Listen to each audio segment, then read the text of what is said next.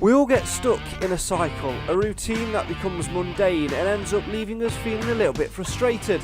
It turns out all you need is an enforced break to let yourself rest, reevaluate and make subtle changes to go again. Have you any scientific proof, Dr. Craig, I hear you ask? Well, yes, I have. Case in point, Mansfield Town FC. After last weekend's trip to Northampton was frozen off, an extra week on the training ground allowed Clough to rethink, his players to rest and subtle changes to fall into place. The outcome, a fine 4-1 win over Doncaster Rovers. More of that once or twice a week between now and the end of the season, and who knows where we could end up. It could well be the medicine which leads us to achieve our dreams. But the moans, niggles and mundane nature of what led us to this point are by no means gone, but a step in the right direction has been made for sure. Coming up on tonight's show, we'll talk more about that, along with praise for standing Scott Flinders and Mr. Utility Kieran Wallace, the impact of fresh faces, and one more wishful discussion about player movement before the transfer window slams shut tomorrow. As always, we want you to have your say on your team, so get involved in the live feed, in the comments, and who knows, you could be influencing what we say tonight. You will be influencing what we say tonight. You know how it works. You've been here for 6 series now.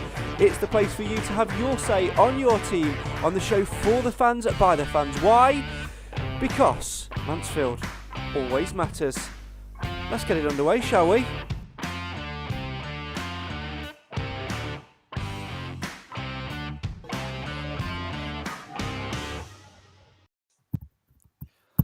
Hello, good evening, good morning, good afternoon, whatever it is that you're listening to this. Welcome to the Mansfield Matters podcast, the show for the fans, by the fans. Why?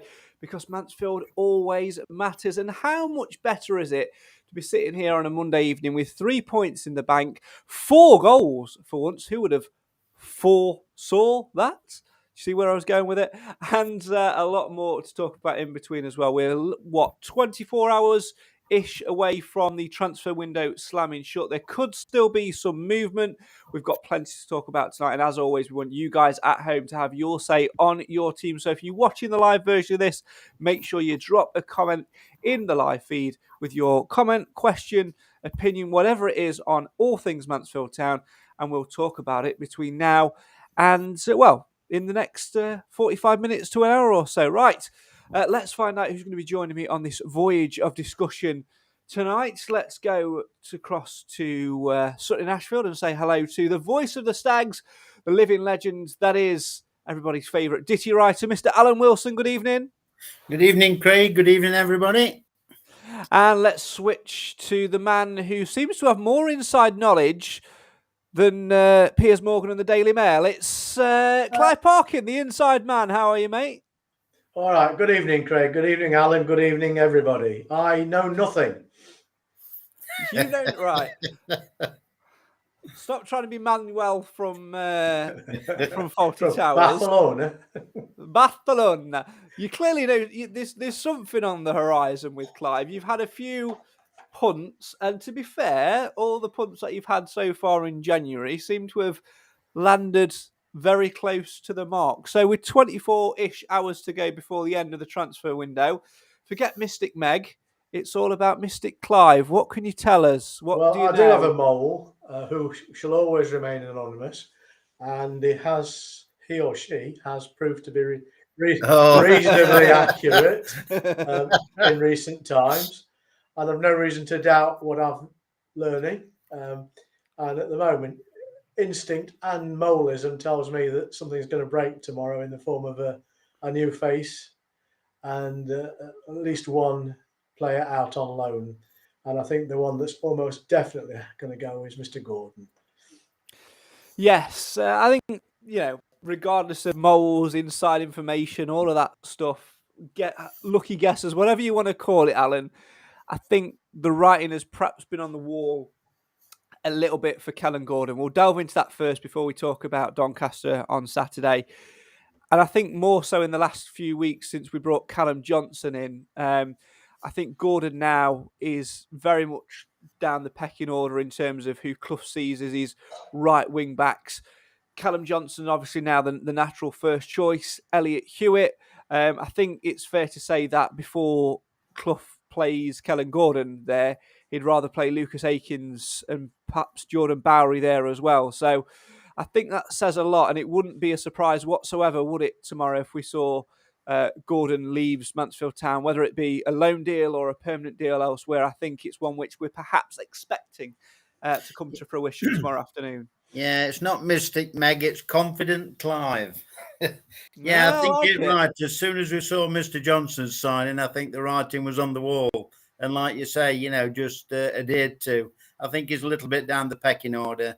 He might be used again. If he doesn't go out, he might be used again as and when needed. But I can't see it, to be honest.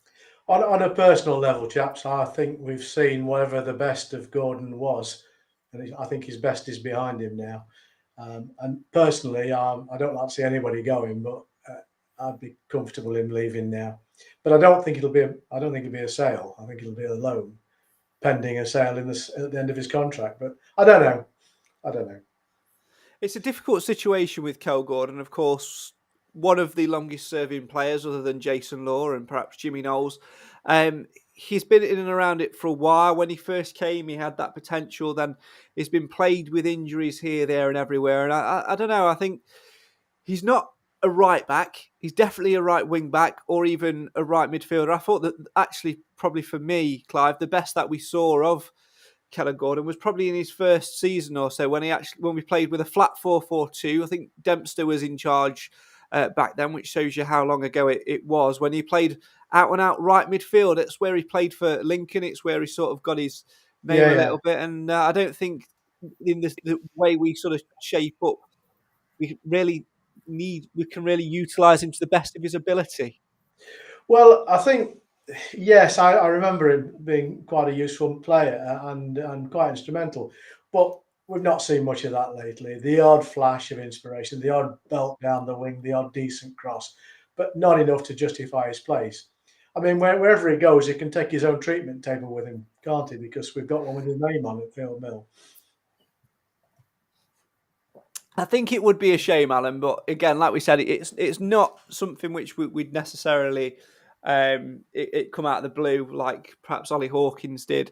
We'd wish him all the very best, and you'd have to say if we were to lose a player at this point in the season, probably that area is about the place where we could afford to relinquish one, maybe get a little bit of money in, maybe get or whether that be a fee for a transfer or a loan.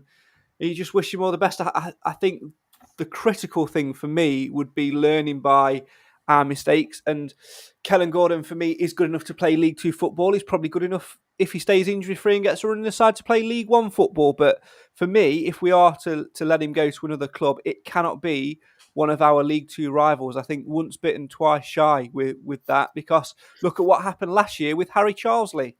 Yeah, I'd agree with that. But I think Clive alluded to it earlier on about the treatment table. He's been unlucky with injuries because he had a decent first season. And like we've all said, we've seen glimpses of him. He has got a turn of pace. He can take a man on. Sometimes, I'm not saying all the time, but probably, 45% of the time, the ball does come across. It doesn't hit the defender or, go out or whatever.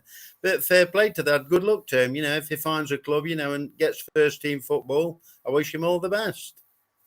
Another conundrum that Nigel Clough faces, and this is the one which is a little bit more controversial for me, Clive, is the future of John Joe O'Toole. He was another one who was mentioned by Clough in his post-match comments on Saturday. He's been mentioned again today in his weekly press call that he could potentially be leaving as well. And what an absolute turnaround that is, considering this time last year we were all, at the start of the transfer window, we're eager to get him signed on a longer term contract. We're buzzing when he did.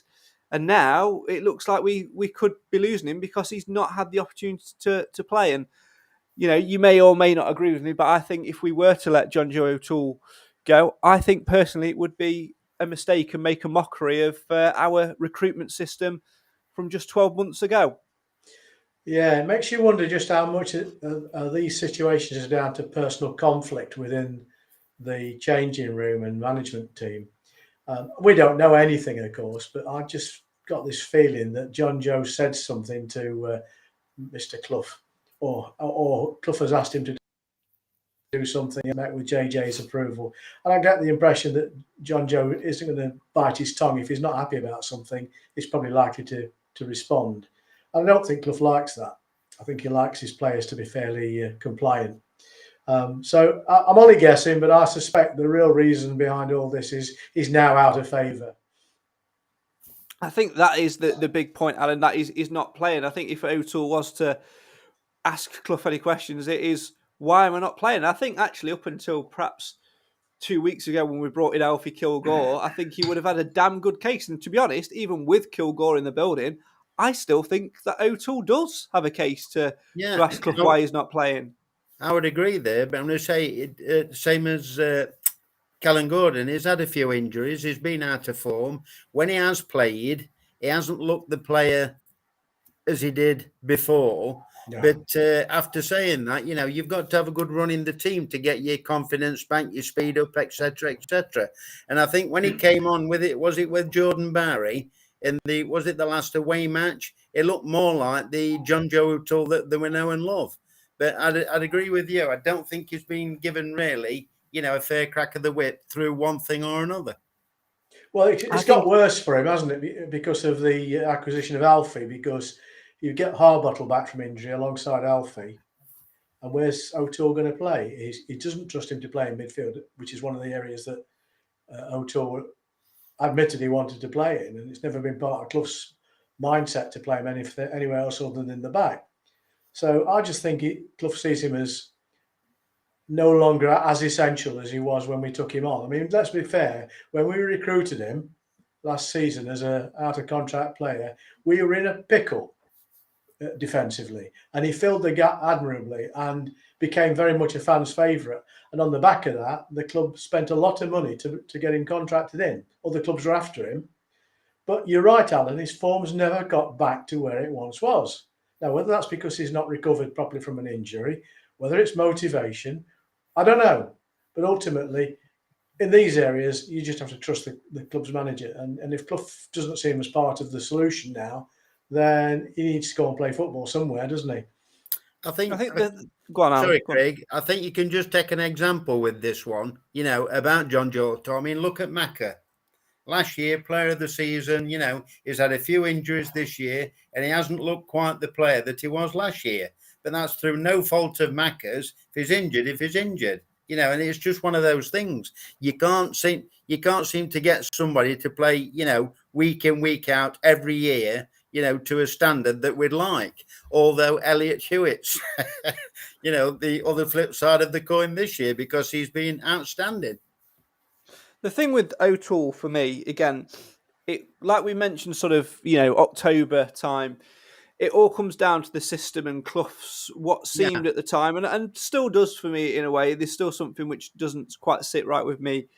That stubbornness to not change from the five at the back, and that doesn't suit a John Joe O'Toole who was a head it and kick it. I actually think, if we went with a back four, I actually think him and Kilgore would be a phenomenal partnership. Back there with, but we've got so many options in there now with, Hewitt who could play fullback, or Johnson who can play in there as well. And for whatever reason, with Clough sticking with that back five, it didn't quite suit O'Toole and he wasn't performing to the standards. And I think for me, I was actually quite surprised that it's taken, this long for Clough to come out and say, I'm going to look to move him on, because you only have to go back to the other week where we're crying out for him to come on and sort of do a job and sort of solidify our defence in a game. And what does he do? He drags Hawkins back there and then brings Bowery on and then puts Bowery back there and puts Hawkins back up top. He didn't trust him. And no. What will be even more laughable for me is if Danny Johnson does subsequently go out between now and this time tomorrow to another club, that on Saturday afternoon against Doncaster Rovers, John Joe O'Toole was pushed out of the squad by a striker who is, by Clough's own admission, at least fourth choice in the pecking order, to not even get a place in the squad. And there's something which doesn't quite sit right there. Maybe it's the directive thing of getting older players out of the door as well. But then would you be looking at James Perch. It's a strange situation, but I can't see O'Toole being happy with the amount of games that he's had the opportunity to play. When does this his contract season. expire? Do you know? End of next season? I would say it was 2.5 years or something like that, weren't it? That's the bit which doesn't quite sit well with me. The fact that yes, you see, the point is, if he's got that amount of contract left, and the club wants him to move elsewhere, the best way of doing that is to give him a shop window and let him get some performances in, and then other clubs can say, as we're running in towards the end of the season, there's a player we can make use of. If he doesn't play, it's the same with Danny Johnson now, because unless he does go to Walsall, I don't see Johnson playing football for us. I really don't. I don't have an opinion about Danny Johnson, except I think he's a miserable swine. But we don't. The lad deserves to play football. Whatever I think about him, whatever anybody else thinks about him, at the moment, him being part of Mansfield is quite abusive towards him as an employee, because he's between a rock and a hard place. And the club's responsible for this, and I think the owner is responsible for this as well, because I think there's signals that the owner has dabbled and dibbled in all this at some point. I think you have to accept that that's a privilege you get when you put a lot of money into a football club. Whether it's right or wrong or not, I don't know. What club's view of the lad is, I don't know. But we don't need him if everything else is working all right. I'm going to come back to Danny Johnson in a second, because I want to stay on the O'Toole thing for a second, because what I was going to say was, we did need him last season, and he came in and did a superb job for us. But when it got to January, we could have afforded at that point, with Perch coming back and with the transfer window open, we could have afforded to say, do you know what? We don't see a longer term contract for you here. There are other centre backs out there. We'll risk it. I think we made not a negative move last January. I think that's probably a little bit unfair, because I absolutely love JJ and would love to see him stay and start. But if we had if we had only the intention of playing him last season and then to phase him out this season, why on earth sign a big check, get him on a big contract at that age, to keep him at the club when there's no intention of playing? I think there's a little bit of mismanagement of the budget a little bit there, and there's a little bit of Craig, a concern. there is an answer to that question, and the answer, in my opinion, is that people, clubs, businesses make mistakes. And I think it was a mistake with the benefit of hindsight. Don't forget, the fans have a part to play in this. There was a great tumult of people wanting him to sign a contract. And it was like, John Radford, do whatever you've got to do to sign him on. We must sign him on. Get your checkbook out. Don't let money be a reason for not signing him on. And in the end, we got him by virtue of giving him a longer contract, along with the pay deal that I presume he was happy with. So that was the decision we took. With hindsight, it might have been a mistake. Who knew that Perch would be able to play football again last season? Because that's true. At one point, he looked like he was out, full stop. And we've only bought a little bit of time with Perch, anyway, and to be fair, haven't we? Because the lad's got to come to an end. His footballing career has got to come to an end sooner or later. So I can understand the decision. And he'd proven in his non-contract period with us how useful he'd been. So it was a decision that made sense at that time. And if we had to sell him, if we had to provide him with a 2.5-year contract or whatever it was to get his signature, that was the price we paid for it. Now, you can't reverse out of it now. You can only try and move on with it. That's very true. Very true. Sometimes we all sign contracts that we're not, that we probably shouldn't have signed. Some of us managed to get out of them, others not so much. Speaking of which, Danny Johnson, Alan, was it a surprise to you when you saw his name on the team sheet on Saturday afternoon? I know you're more of in the camp of, I want Johnson to stay and I want him to come and score 16 goals. I was expecting him to be in the squad, to be fair. I didn't think he'd play. I must admit that, but I was 99% certain he'd be in the squad. But I didn't like, when I know it's all tit for tat, but when he was running up and down the line, when Arbottle and Swan and that, and they're all doing this business to the crowd, Danny Johnson just didn't seem interested for what I could see when he was coming down by where my window is. And I don't like that. Try and find it. That doesn't help. I'm going to have to try and find it, and I'm sure he won't mind me sharing it. If my connection goes a little bit dodgy, I do apologise. Alan, when at the end of the game, when everybody was on the pitch celebrating what was a really good result, he just disappeared down the tunnel. But it did come out after again with the substitutes when they had to warm down. Yeah, you have to, don't you? I'm just trying to. The fans aren't there, then, are they?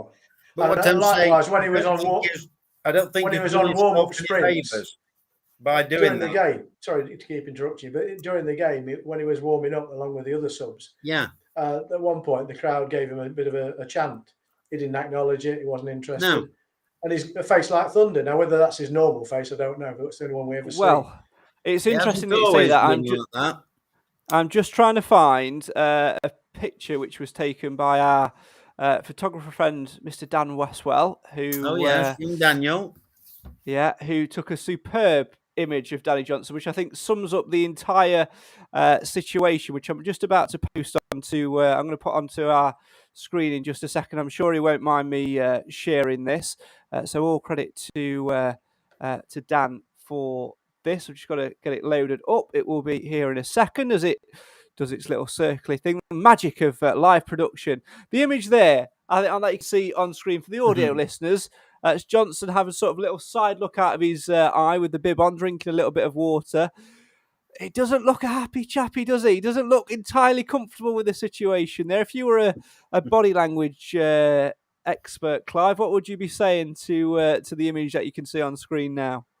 Well, I think, and I understand, and I'm actually sympathetic for the lad. I don't think he wants to be where he's sat, whether he's drinking water or not. He wants to be somewhere else. And I suspect he'd much rather be at Walsall than here. And I think he, as indeed a lot of Walsall fans, feel that we've, as a club, behaved quite badly where this arrangement's been concerned. Because originally they were buying him, and then we reneged on that deal and made it a loan deal. And of course, now we've extricated ourselves from the loan deal and left ourselves with only very, very few options, haven't we? So the lad's feeling a bit trapped, I think. And I don't think the motivation is there naturally for him to come back and play for Mansfield. But it's not helped when he's sat on the bench and there's a player out there that we'll all love to death, Rhys Oakes, who's not playing well. And, he's not been playing well for a few weeks, if we're being honest. And you'd have thought that was the background which would have allowed him to come and play football. Now, I think the only thing that's stopping that is the club didn't want to burn one of its bridges in terms of being able to sell somebody. Now, if that's the case, why put him on the bench? Exactly. You see, there's a bit of confusion there as well because Nigel Clough seems to be under the impression that he can still sign for anybody because he didn't play. Yeah. I'm not so sure. I'm probably in the wrong. Clough will know better than what I do in terms of the rulings. But I was under the impression that if we used him in the matchday squad, regardless of whether or not he played a single second of football, that it was only us and Warsaw that he could play for. But obviously, I'm out. I don't think that is the case. I think that was my earlier understanding, but a number of people have told me. I think that was a lot of people's understanding, wasn't it? Yeah. It may well be the rules. The rules been adapted. Got to have match day minutes, hadn't he? Is that it? Yeah. He'd actually got to have some minutes under his belt. But if it wasn't going to be played because they wanted to keep that option fluid, I understand that. But you don't sit him on the bench. That's just torturing the lad. What is about? Exactly. And you know what else it's doing as well? It's also putting people like John Joe O'Toole and players like that who were well within that squad dynamic out of kilter. I'd rather put a youth teamer on the bench and give them match day experience than put Johnson on the bench if your intention is to still let him go. Let me ask you a question, Craig. If someone doesn't sign him and take him away for the remainder of the season, and that's looking increasingly unlikely, I have to say. Yeah. We come to the next game and our lead striker's not on the best of form. He's working hard, but he's not performing his magic. Does Clough say, right, Danny, come on, there's a chance here to show you what you can do? No, and I'll tell you why he doesn't, because he's already answered that question for you in his press conference on Saturday after the game and today, where Clough does what Clough does very, very well, and that's lists the players he puts in priority of minutes, and Danny Johnson was nowhere near that call. The only way Danny Johnson will get a start is if Rhys Oakes is injured or suspended, Lucas Akins is injured or suspended. Will Swan is injured or suspended. Jordan Bowery is injured or suspended. Danny Johnson is at least 5th in Nigel Clough's way of thinking. And I think that says a lot about the situation. Alan? I think that's more about Nigel Clough than it does about Danny Johnson. And I'm not here to defend Danny Johnson at all. It's not my role. And it doesn't matter to me whether he stays or goes, in all fairness. I think we can cope without him. But the reality is that bloke is contracted to our football club. He's an employee of our football club. And as an employer, the football club should be treating him better and with more respect. Yeah, I agree. Alan, that's just good business practice. Yeah, absolutely. You know my feeling, I'd like to see the lad play. I really would. The problem is a goal scorer, is a fox in the box, which is, apart from Saturday, is what we're missing. That's just my opinion. On that score, I completely agree, but I just do not think that even if he did, that he would score and replicate the form that he had at Walsall, because we are two different ways of playing football. It's why he didn't work in the first place. Yeah, but give the lad a chance. He's had his chance. Well, why bring him back then, Craig? Exactly. Should have sold him. We should have sold him in the bloody summer when we had chance. But now we went, we're not going to do that because, we go back on our word. I mean, we are in a position now as his employer to be bloody minded and say, well, you're going nowhere. You can train with the kids here and that's the end of it. Well, to be honest, that's just really, really bad management. As somebody that's as a person, as a human being that has been in that position by a former employer, or employers have been made to feel not wanted and things like that, it is a horrible place to be. But there are certain things you can do to get out of that, and I think there's certain methodology you could take. It's all about your attitude. If I was him, he's got us over a barrel, in my opinion. If I was him, the one thing I would have done on Saturday afternoon, when I was on the bench, when I was out warming up, regardless of my thoughts and feelings for the manager or my own immediate future, when the fans were chanting his name and trying to give him a warm reception back, I'd have turned round, even if it was just a little turn round, little clap, and showed some appreciation. The lack of appreciation is why I don't want to see him in a Mansfield Town shirt, unless the next time it happens, all right, he might not have heard it. He might have been focused on his warm-up and whatever, but everybody else heard it, so why didn't he? Yeah. Is he Muckton? Well, the thing was, it was running at the side of Harbottle and Swan. And they both heard it. Came out, and they both did this business like they all do when Mac has been on bench, etc., Lucas, whoever. Yeah.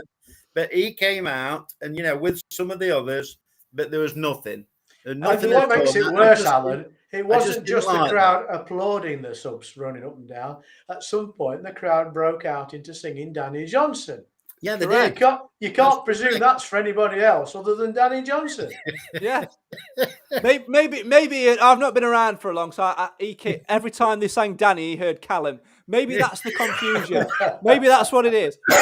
Either way, just turn. It takes half a second to clap, to crack half a smile, even if you don't want to be there. Craig, that's the be-all and end-all of it. There's faults on both sides here. There's faults on both sides. I think he is a surly little character, and you're right. I think he's grudgingly now riding through this situation, which he's helped to provoke by not making it clear he won't sign a contract beyond the end of this season wherever he goes, which makes him practically worthless from a fee point of view. So much we may as well say, well, we're paying you, stay here, then we'll continue to not use you. Another prime example. But I do believe that, sorry, to finish my point, I do believe that the club have behaved unprofessionally on this occasion. Absolutely. I completely agree on that score. Another fine example of our flawed transfer system and people not being allowed to do their jobs. Right, let's delve into some comments, shall we? I've had a few coming in tonight. I think we should. There are a few conversations between people, so I've just sort of left them running, but there are a couple of key comments to pick out over some of the things that we've been talking about tonight. And that is that James says, well, we'll start with Kerry. We'll talk about O'Toole. She says it was a 2-year contract starting on the 25th of January 2022. So that takes him to 2024. 4. So there is, he's still at the club, and I think it was a 2.5-year deal. I'm sure it was to the end of that season. Rob says Phil for JJ. James says even if O'Toole goes, we will get a fee for him. Came in on a free, so ultimately think from a business point of view, it's not too bad. Will also help with the reinvestment back into the squad. Absolutely won't mind that if we get a fee for him. Although letting him go for free would not be a bad thing either, because it would alleviate some wages. We've not spent anything to bring him in, so we're losing anything if we let him go. Whereas Danny Johnson, on the other hand, isn't it? It's a good point, and he's probably one of the highest paid players as well. Yeah. Whereas Danny Johnson, on the other hand, we had the opportunity to cash in on him, and at the end of the season, we're going to lose him and get absolutely fuck all. Right, let's move on. Rob says we need cover for Macca. Roy says Danny Johnson sat on the bench, fourth in line. Resoats on the pitch, can't score. Does Clough actually know what he's doing? But big test against Bradford on Saturday. Well, you could argue, Roy, that we scored 4 goals on Saturday. So do we really need Danny Johnson? That would be Clough's argument, I imagine. Craig, can I just interrupt you for the benefit of any young people watching this effort of ours tonight, or listening to it at any point in the future? When Craig says absolutely fuck all, what he's actually saying is we'll get very little or nothing. Yeah, we'll get absolutely fuck all. Right, let's move on. It's been one of them days. I really shouldn't sit in front of this radiator. I'm red hot. Oh, I'm blushing. Where are we? Adam says Danny Johnson, save him warming the bench, ready for Wembley playoff role. Not a fan of his, but he's not doing anything anywhere for longer than 6 months. He has a pay date plan in the summer. You've nailed it. He didn't look a happy chappy when he came out after the match, says Kerry. Stags Chat says, who could these 3 in, 3 out be? Is DJ off to Warsaw? I'm not so sure about 3 in. I'd definitely say 1 out, potentially 2. And if we're going to bring anybody in, Alan, surely it's going to be a replacement for Macca, isn't it, given the nature of his injury? Well, you would hope so. You would hope. Well, if not a replacement, cover for him anyway. Yeah. Because Kieran did an admirable job, like he said, but he ended up taking him off in hand, didn't he? Taking Wallace off. Yeah, well, absolutely. Got himself a booking, didn't he? Well, Kieran Wallace also as well. We'll talk about Wallace in a second, because I think he's an unsung hero. I'm going to say he's one of your favourites, Craig. He is. We'll talk about that in a second. But he's not a 90-minute player, and let's remember he came on after 10 minutes on Saturday. It was quite early when he came on, wasn't it? Yeah, I'm going to say it might have been less than that, Craig. Exactly. So you've got to imagine pretty much he's played almost a full 90 there. But MTFC on YouTube says, not the MTFC, a user account with the name MTFC. They would never watch this. Thoughts on Pym having the worst save percentage in the league and a good performance from Flinders on Saturday. Now, I don't believe in save percentage. I think that stat's not up there. I want to talk about the positive side, and I want to say Scott Flinders, was absolutely fantastic. One thing I don't have a problem with is when we were sort of talking Thursday, Friday, when we had a little bit of inkling that Pym may not have been available, I wasn't worried at all, because we have a superb number 2 in Scott Flinders, who, let's not forget, was playing League One football last season. We also have a superb young, fresh, up-and-coming number 3 in Owen Mason, who was on the bench, and also a superb cover number 4 in Adam Collin, the goalkeeper coach, who was, has played conference very, very recently, very experienced goalkeeper as well. The goalkeeping department is absolutely spot on, and Scott Flinders was superb for me on Saturday, Alan. None more so than that phenomenal save. I think he was at 2-1 or 3-1. I think it was 2-1, where 2-1. He makes himself big. He gives the striker one option. He gets a firm hand to it, and he puts the striker off. And that there is a superb match-winning save, because if that goes in, if it was 2-1, it makes it 2-2. It's a different game. When we're talking about throwing it away again, I thought Flinders was absolutely superb. And do you know what? Even if Pym was fit and available for Saturday, I think Flinders would be hard done by to be benched. I agree. Yeah, it was quite interesting as well that when everybody was, when he'd caught the ball, and everybody was shouting, "Get rid, get rid, get rid!" And then he didn't. He held it. He looked. He waited, and then it was perfect assist for Lucas, which that probably might go under the radar a little bit, but it certainly worked while he waited because what a superb opportunity goal that was, though, wasn't it? Yeah. Oh yeah, absolutely superb. Yeah, you might get one of those really well. Yeah. But I'd be upset if I were Flinders and I thought I've done nothing wrong. To a lot of people, I was man of the match. He wasn't. Yeah, a lot of people thought he was, and there's a real chance that Pim will come back with his fingers strapped together, and I'll be back on the bench again. I'd be upset if that were me. But there you go. I'd be more than upset. If it's dislocated, it's got to have time to heal. That does. So really, Flinders, they shouldn't have a problem with Saturday. But I'd definitely play Flinders again, whatever the situation, because he's deserved the right to it. Yeah. There's also the other question. Also, the other question to bring into consideration to remember as well, that Christy Pym isn't our player. So the decision making on whether or not he can, even if we do strap his finger up and it heals, whether or not he can play is not down to our medical team now. It's down to Peterborough. And let's not forget as well, since he signed in the summer, Peterborough have changed managers, so they may well be looking at other options for him as well. It's down to our medical staff saying he's ready, but also now down to his parent club saying yes, okay, we'll give him the okay. They may want to monitor the situation a little bit more as well. So I know Clough has already sort of said, as Jamie says in the comments, that if Pym is fit, he'll play, which I think is wrong, but not Jamie's comment. I think Clough's comment of if he's fit, he'll play is wrong. It was an unnecessary thing for Clough to say, wasn't it? What's the advantage to anybody in making that declaration? That's another Nigel Cloughism. How does it help anybody to say, given the opportunity, you're not playing again, Mr. Flinders? Yeah. It doesn't help. It's a sort of decision. He's every right to, as manager, he's every right to make that decision, and you have to trust him with it. What he shouldn't be doing is excluding somebody on the basis that as soon as Pym's come back and he's washed his hand, he can play again.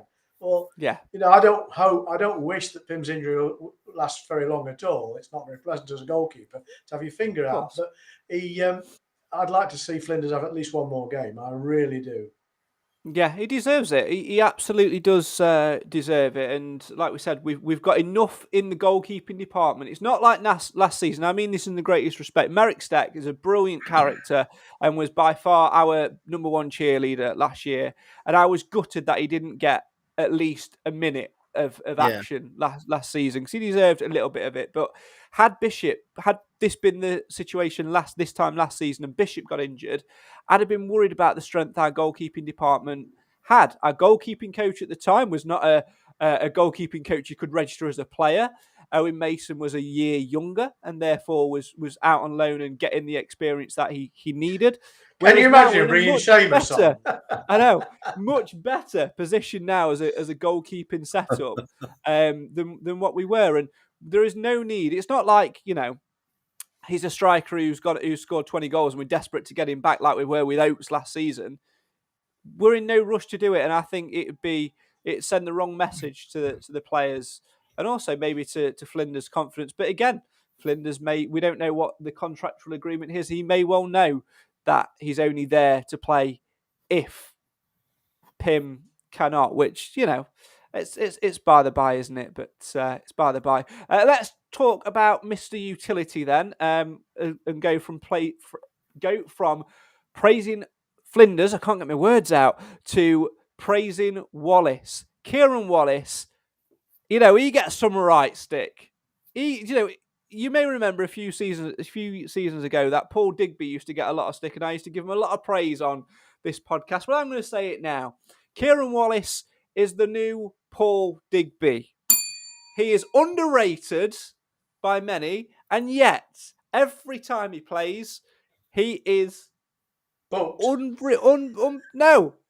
He's a delight to watch. He does the nitty gritty. He does the jobs which nobody else wants to do, and I can't fault his effort whatsoever. In fact, I was actually disappointed to see him dropped in the first place after his performance 2 weeks ago.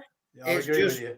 It's just a shame for Wallace after playing such a demanding role in his last match in the place that he did it, in front of the back four. It was exceptional that day, and he deservedly, from what everybody else got the man of the match. But, and then to hear that Lewis Reed's coming in and say, he's got to fight for a place with Lewis Reed. I'm sorry, but there's only going to be one winner. It's the same as Johnson against Gordon. If they're both being fit, there's only one winner. That's Callum Johnson, by the way. You're not suggesting that we play Danny Johnson right no. back, are you? Hey, don't rule that out. Why do you think he went in Clough's plans anyway? Because Danny Johnson didn't want to play left wing back. Oops. Yeah, so I felt a bit sorry for him, but he always gives 100% when he comes on. And I've got no problem with playing him as and when. But he is in a difficult position. I don't think he's a 90-minute player. He's in a difficult position, Alan, isn't he? Because as you rightly say, he's just a little bit down the pecking order. We've got, obviously, George Maris is back for the next game. And it's going to be an interesting relationship between him and Reed. Now, this brings... I be able to put Maris further forward now, in my opinion. I don't know. Do you put Maris further forward or do you put Reed further forward? No. Because Maris, I've always thought Maris plays a decent anchor in the midfield. But yeah, quite right. I mean, if he's allowed to roam free, he's up there. If he scored the other day because he was allowed that freedom up front. But it's going to be an interesting relationship, I think. Now, this begs another question about leadership and another Nigel Cloughism of Nigel Clough has definitely got in each position a top 4 or top 5 of players that he will play, and he just rotates them as and when they're available. And I don't think that Ollie Clark, I think it's undeserved on Ollie Clark, I don't think that he falls into Nigel Clough's top 3 of players to play in midfield. Well, he's never played for Burton, has he? That's the problem. There is that. And, it worries me that he's our captain and yet he doesn't play week in, week out. And you look at, where we're going now and you're thinking, well, as soon as Riley Harbottle's match fit, he'll play in place of Perch. The back 3 will be Hewitt, Kilgore, Harbottle. McLaughlin is, probably going to be out for a while. It didn't look good at all when he went off. So then you've got to look at bringing somebody in at left full back. But there's another one of your captains gone. We've got rid of our vice captain and sold him to Gillingham. You're going to drop our other captain in James Perch. Our actual captain's not playing in Ollie Clark. There is a little bit of a mix-up. Some people say that you should have 11 captains out on the pitch. Other people say it's just a box-ticking admin exercise. But consistency is key. And I'm going to solve my own problem now by saying that the captain's armband needs to be relinquished to a player on a permanent basis who is going to play week in, week out, who never lets us down unless he's taking on his mate, and that is Mr. Hewitt. Yeah, I'm going to say I'd have no problem with giving it Elliot Hewitt. I just think there's a stronger candidate at the moment, although he's only played one game, and that would be Mr. Kilgore for me. I think he's got the grit and determination to prove a captain. I feel sure that I've heard somewhere that he's been captain before, and I just think he oozes captain material. Did he not take over from Ollie Clark at Bristol Rovers? I'm not sure whether he did or not. He might have done, Craig. He might have done. I mean, the other thing about Ollie Clark, you've got to remember that it looks like he was quite instrumental in getting, in persuading Kilgore to come to our club. Yeah. It seems to me a rather rough justice if he's not in Clough's main plans for the middle of the park. Because I like him. I think he's a good player. I think he's got a good shot on him. He's got that degree of aggression that you need. He does get his fair share of bookings because of that, but that's. I think that's just. It's just he hasn't played, and he wants to prove himself all the time. It's like the last time he came on before he got injured. He did same again and got booked again. It's just over excitement, over eagerness. Call it what you like. I think that's the only problem that he's got. Maybe Nigel Clough needs to change his. Maybe Nigel Clough needs to change his team talk to him. When he comes on the pitch, because you can sort of see him. It's like, right, Ollie, Go on, get yourself involved. Make them know that you're there. Take control of the midfield. So Ollie Clark reads that as right. I've got to go through somebody. So what he needs to do is go right, Ollie. Get yourself on. Put yourself a little about a bit. Be the leader. Pass the ball around. Be creative, but don't get booked. Well, I mean, Hawkins sort of quietened down a little bit, didn't he? After all his bookings last year, he sent to quieten down just a shade. So you never know. If he gets a run in the side, who knows? And look what happened to him. We flogged him to Gillingham out. Ollie Clark likes Gillingham. It'll be good fun the week on Saturday, won't it? When Gillingham come to town. I look forward to that discussion on the podcast next week. Having said all that, I mean, let's look at the positives that we now have as a result of the business that's been done in January. And Rob's just said it on the comments. Our backline is now sorted for the first time in best part of 2 seasons. It looks like we've got a back four that will work. Now, whether you play it as a 4 or a 5 is down to Clough at the end of the day. So going back to midfield, if Maris is back in the side, and then we assume Reed's going to be a cast iron selection. Who do you then wrap around the rest of that midfield? Clark, it would be my choice, and I think most of us would go for that. Where would you play? Would you play Boateng? No. Waste of a player. Should never have signed him in the summer. Same with Hartigan. I like him, but you see the odd flash of what he's capable of, but it's not enough. And he's not hard enough either. You know, he's a bit like a butterfly. You'd expect him to be a lot tougher than he is. But I just think that when we had Lapsley and Maris and Clark and all that, we had a really good midfield when it was playing really well together. And I think that's what we're going to need to get back to. I mean, Lapsley's gone now. Lapsley's wasn't playing as well as he had done so I'm not shedding too many tears over him leaving. And I think in Reed we have potentially bought a better player. That's the problem though with Lewis Reed. Let's just hope, Alan, that he doesn't go down the Mansfield Town way of a superb debut and then a not so superb Mansfield Town career. Yeah, I don't think that will happen, to be honest. And like I said, I'd like to see Marius a little bit if he does give Reed the holding role, which I haven't got a problem with, because he had a reasonable game on Saturday to start with. Put Marius that little bit further forward, because he'll still be able to make things move. He'll still be able to sort passes out or whatever. And he has got the goal in him. He's proved that before. He can get up there, when somebody puts the right cross in. Very, very true. Right, let's move our attention to... I was going to say let's move our attention to Bradford on Saturday, but we've not really spoken about the Doncaster game much, have we? We won 4-1. Yeah, what more is this to say? I think we've spoken a lot about performances and things like that. Listen, I put something on Facebook because it occurred to me that what happened against Doncaster, what happened to Doncaster, was what's been happening to us all season. Teams have come along and they've scored with every shot. Yeah, absolutely. On Saturday, we had 4 shots and we got 4 goals.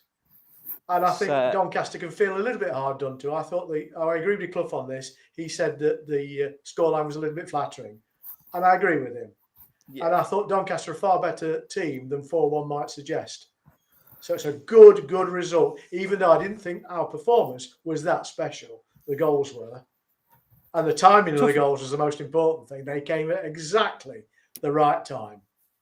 And protest on Saturday though, Alan, with Bradford just a place beneath us in 8th on 41 points, a point behind with a game in hand as well. So we are still in and around the playoffs. It's very, very tight in there. It could go anyway, but I think having beaten Doncaster by a convincing scoreline and with a decent performance on Saturday, with the 2 games that we've got to come, I think we've got to really kick on now. And I think a big 3 points against Bradford would be a huge statement of where we want to go, because it feels like we've made a good stride forward now in the week we've had off, with the new signings coming in and sort of having that time to bed in and things like that and sort of find our fit. But we can't be 1 step forward and 2 steps back, can we? We've got to take that, or we've got to be brave now and start to turn that crawl into a walk. Well, I was hoping that, it would happen like that on Saturday. I just got that. I mean, I said 3-1, and I was a bit gutted when they got the fourth. But that's not a problem. They could get 4, 5, 6 for me. That's not the issue. But I was hoping they'd have a decent performance, put a decent performance and a goal tally, just to give us that confidence and that push what we need to to move on now, kick on, and give Bradford more the same of what we did to Doncaster, because they are 8th. And they're a point behind us with a game in hand. But I mean, if we beat them on Saturday, that takes that out of the equation. Yeah, So, nice little bit of momentum as well. Yeah. Let's turn our attention then to podcast predictions. Alan, you were, 1 goal away from almost the near perfect prediction on Saturday. And it has cost you in the podcast prediction league as well. Yeah, well, there you go. As things stand at the end of January, we'll do our monthly update for you. You are second in the charts. Well, it had to happen sometime. I enjoyed it while it lasted. I'm very annoyed that I'm not top 10. And I'm even more annoyed that Nathan has somehow managed to creep into the top 3. He's now in third. And I'm even more annoyed that Clive is top. Well, there you go, you see. There you go. On 33 points. So with that in mind, Clive, Bradford on Saturday, predict away, leader. Well, I'm going to plump for the same score lines we had at their ground last year. 2-0 win. Goal time? Just before half-time. I'm going to say 43. Excellent. Alan Wilson. Mansfield Town 2-1 win. And I'm going for just a little bit before that, 40. Okay, I am going to go for a 2-2 draw, and I'm going to go for a bright start, and I'm going to go for the 8th minute. Oh. We'll get Nathan's, Cam's, and Nick's, who of course aren't with us tonight, later on in the week, and we'll post them on our social media. The link that you need is in the description. Please don't post them in the comments because they will not count, so make sure you do it via the link in the description for them to count. And the table is as follows. So Clive is at the top with 33 points. Alan just behind on 32. Nathan then in third, joint third with Roger King, Steve Nadin, David Shetlife and Adam Crump, all on 30 points. Then it's JS in 8th, joint 8th with Kiwi Stag. And then down in 10th, it's Kathy Holmes on 27th, and just outside on 25 is me, and just behind in 12th on 24 is Cam. The Mansfield Matters standings, Nick is in 6th on 8 points because he's only done it a bit part this season. A little bit like probably Danny Johnson will be between now and the end of the season. Very, very light bit part.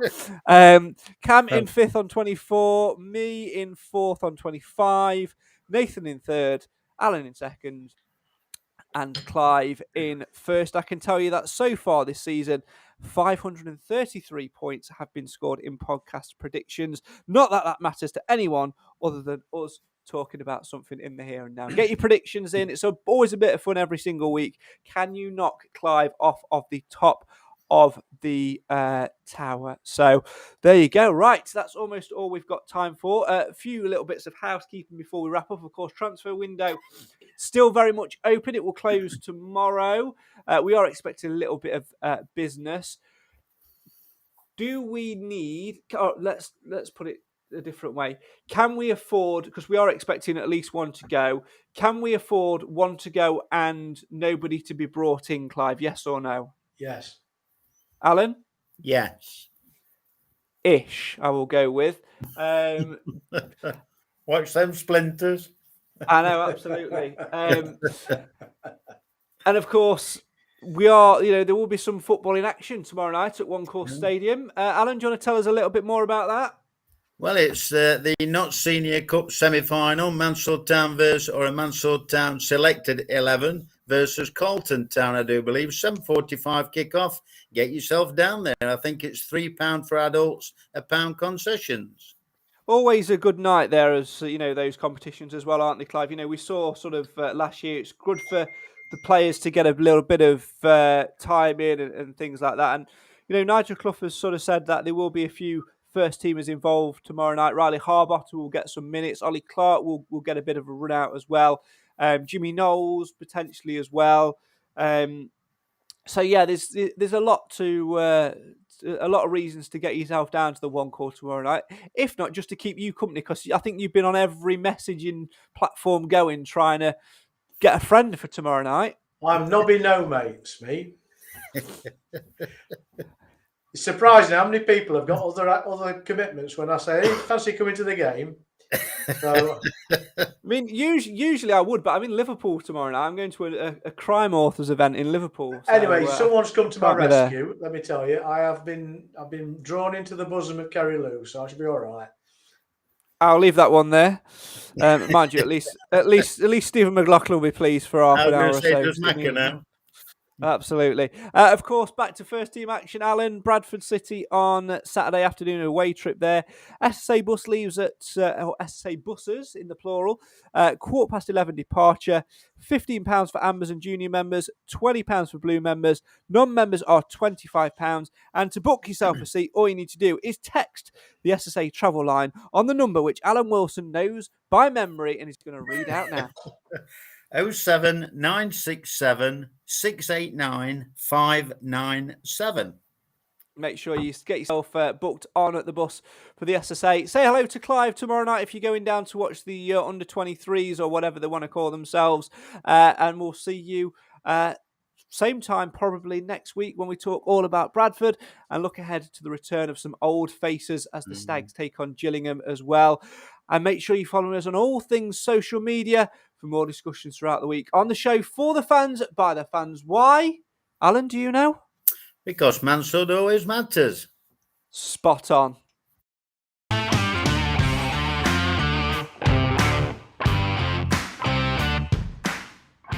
Well, that's all we've got time for on tonight's Mansfield Matters podcast. My thanks, as always, to you guys for watching along at home and for listening as well. We really do appreciate you downloading the podcast every week and hitting that play button. Make sure you're following us on social media to find out when we're next going to be live so you can come and join in the discussion.